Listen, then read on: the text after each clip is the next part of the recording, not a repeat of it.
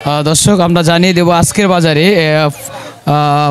পাতাকপি কত টাকা পিসে বিক্রি হচ্ছে। এখানে পর্যাপ্ত পরিমাণ পাতাকপি আছে আজকের বাজারে। আসসালামু আলাইকুম রহমতুল্লাহ। ওয়ালাইকুম আসসালাম। ভাই পাতাকপি আজকের বাজারে কয় টাকা কেজিতে বিক্রি করতেছেন না পিসে? এটা কেজি বিক্রি করি না, পিসে বিক্রি করি। কয় টাকা পিস? 18 টাকা 20 টাকা পিস। 18 টাকা 20 টাকা। আজকের বাজারে কি দাম কি কমতে না বেশি? দাম কম। এতে কি আপনাদের কি কিছু লাভ হচ্ছে নাকি লসের মুখোমুখি? না, লসের মুখোমুখি। কিরকম বেচা কিনে হচ্ছে? বেচা কিনা আমদানি বাড়তি, বেচা কিনা মনে করেন যে প্রতিদিন।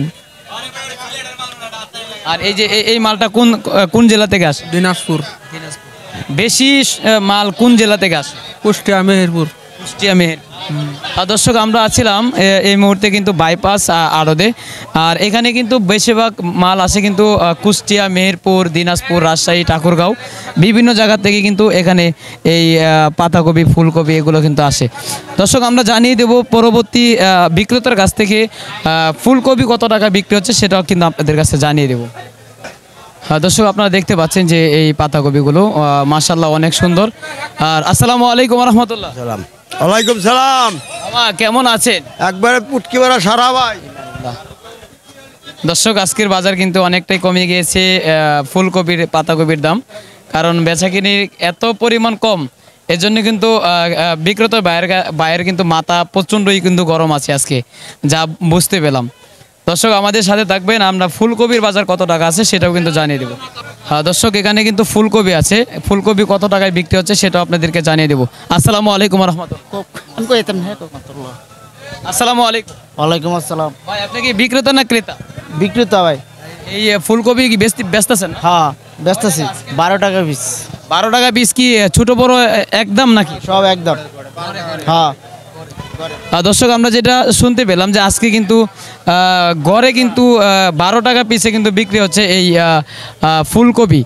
আর ফুলকপি, পাতাকপি সব কবির কিন্তু বর্তমান সময়ে কিন্তু দাম কমে গেছে, কারণ বর্তমান সময়ে কমার কারণ হলো প্রচুর পরিমাণ আমদানি। ভাই আমদানি কীরকম বাজারে? আমদানি বেশি ভাই, আমদানি বেশি।